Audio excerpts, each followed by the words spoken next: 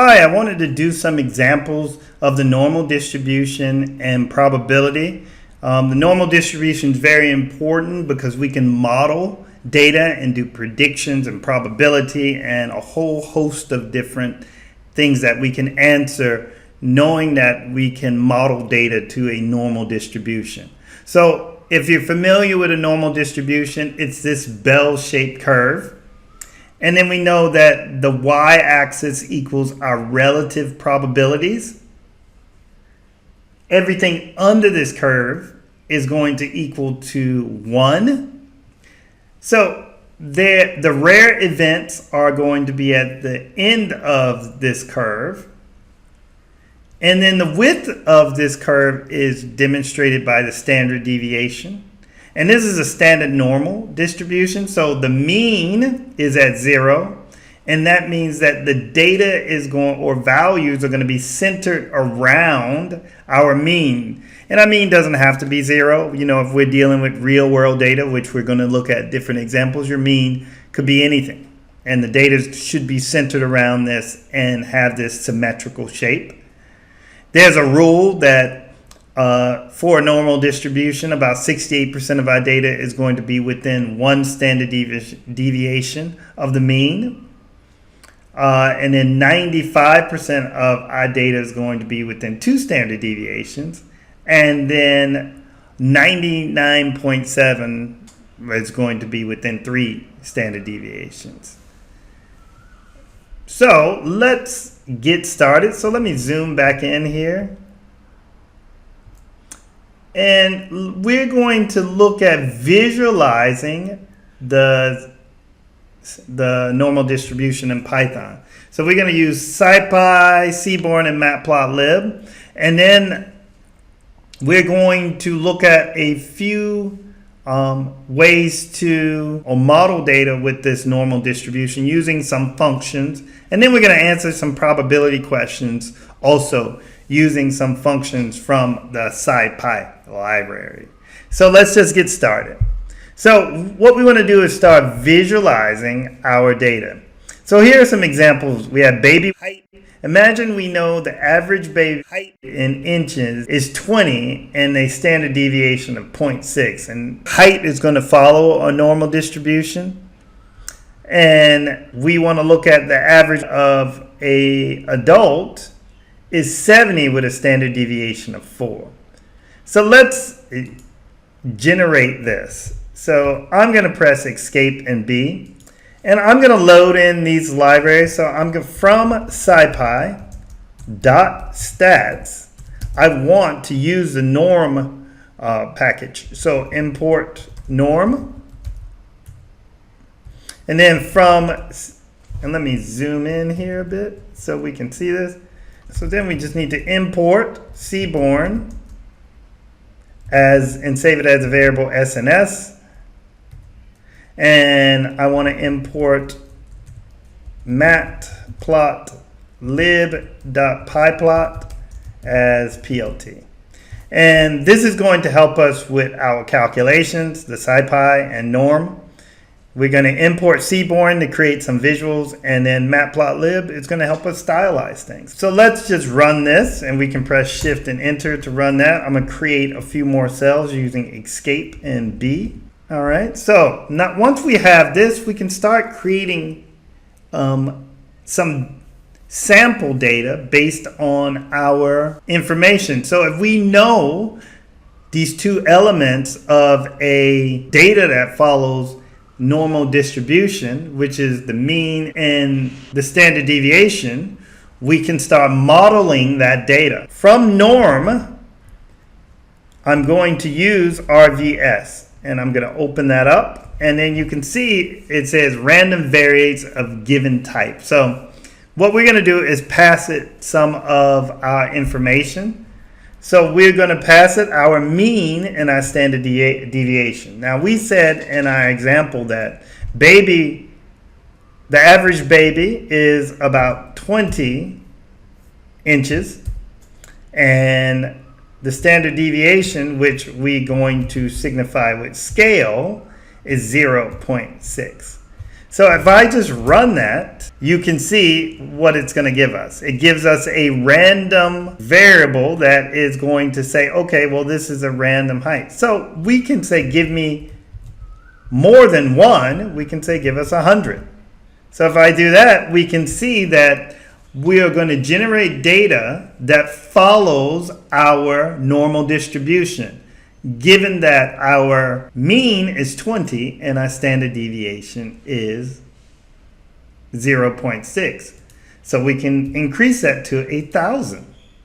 Now, I'm going to save this as a sample, and I'm going to say, and then equals norm.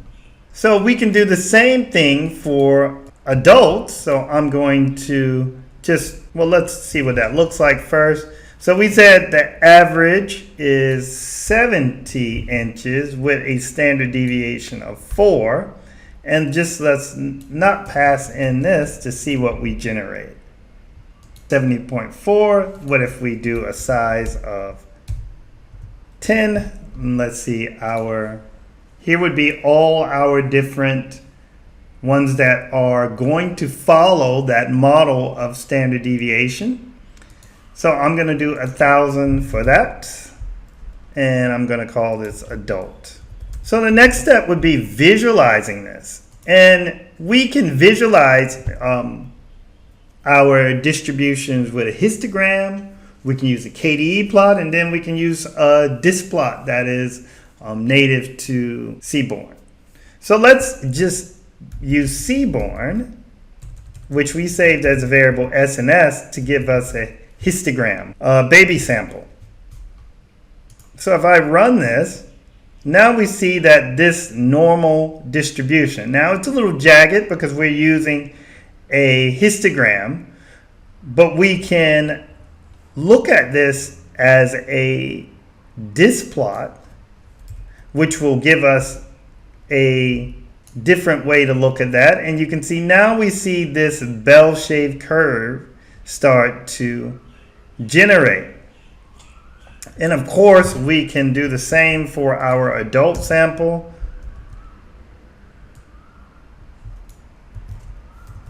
And this, but now you can see when we were talking about that standard deviation. The shape of this data is the same, but we can see that the shape of the baby weight, the standard deviation is very tight. So there's not a lot of variation in height for babies.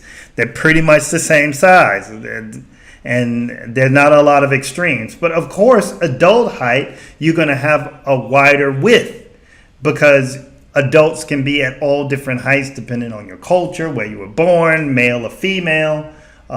So that's why the standard deviation is going to help us to see the width of the curve. Also, look at another example. Let's imagine that I have a business. In my business, we produce batteries. I'm going to put some document. Our battery life follows a normal distribution and has a mean of 6 and a standard deviation of 1.5. I'm going to turn this into some markdown and new example. All right, and then I am going to just, now we have this new example. So we can easily do the same thing. We can just go here, we can copy our data here, get the norm RVS, and if this is our real world data, we can say, okay, what is our mean? Our mean is 6 and our standard deviation is 1.5. We can wrap this in a KDE plot. So now we see that. We can stylize this a little bit. We can fill it and say true.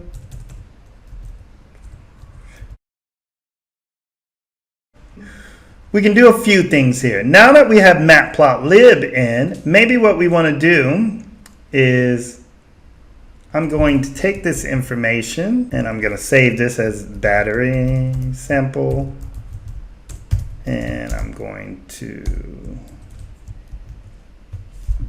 and how about we plot the mean? So the battery sample here, and let's get the mean, and I'm just going to use the mean here. So now that I have this, I can actually plot this plt.axv line, because plt was our matplotlib variable. So I'm going to say, please pass me that, and let's just put our mean there, our bat mean. plt.vline. What am I doing wrong? Oh, a little misspelling there. Bat mean, two ends. There we go. So now we have this line here that signifies where we should have our mean. And what if we wanted to see if the rule equals, like within standard deviations, we have 68% of our data. So what we can do is we can take this bat mean and remove mean and put our standard deviation function. We can call this bat std. Okay, so now we want to see one standard deviation before and one standard deviation after. So I can copy this and say, okay, we want to see one standard deviation here, std, and then we want to see one standard deviation behind. So we subtract it from the mean. And maybe we can stylize this. We can say the line style is, the line style will put dashes. And how about we also change the color? I don't know, we can change the color to black. We run that, and now you can see that this is the information we have there. So, and also we should also make sure we check to see what that standard deviation is. So, but see if it follows what we produced here. Of course it should, but I'm just going to show you. So I run that and I get 1.55. So this is a way to see our data model into a normal distribution. You can also use some different functions to see where our data lies. Okay, so we know this interval here is 68% of our data. And let me just zoom out a little bit. So if I is here and I press escape and B to create a new cell, I can use a norm.interval to see what is the interval here. What percent of our data falls within these two intervals. What I need to do is give it the information that I want. We want to know what is 0.68 or 68%, and then we want to know that we know that our mean is, for our battery, is 6, and our standard deviation is 1.5. And let me just create some more cells. It's all right. So if we run this, and I'm going to zoom back in. Zoom back in for you. So let's run that. And now you can see that that 68% is going to be between 4.5, which is here, and 7.9. So you can already see how we can use this to model some of our data. So let's talk about using this to predict some probabilities. So let's go down here. So let's look at probability with the normal distribution. Let's imagine that we are going to use the assumption that most adults are around 70 inches, let's say in the United States, and with a standard deviation of 4. So let's just recreate that very quickly. We know we can use SNS KDE plot. We can pass in our adult sample, and then we can look at this curve. We want to know what's the probability of someone being, well, let's say what's the probability. So now that we have this curve, and I'm going to zoom out. So I want to know the percentage of adults that are under, let's say, 75 inches. So we can still use our norm. And now what we want to do is see the area under the curve. So in example, we have 75 here.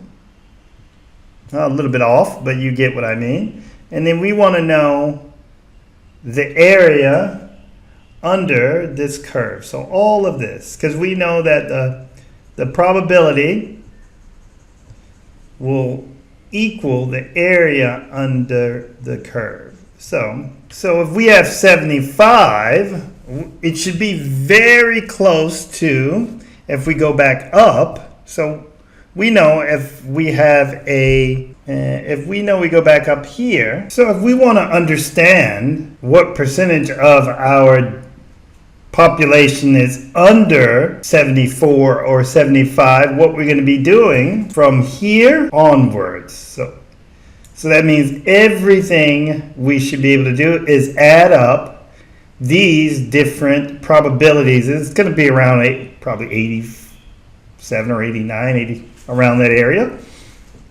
So if we go back down to our example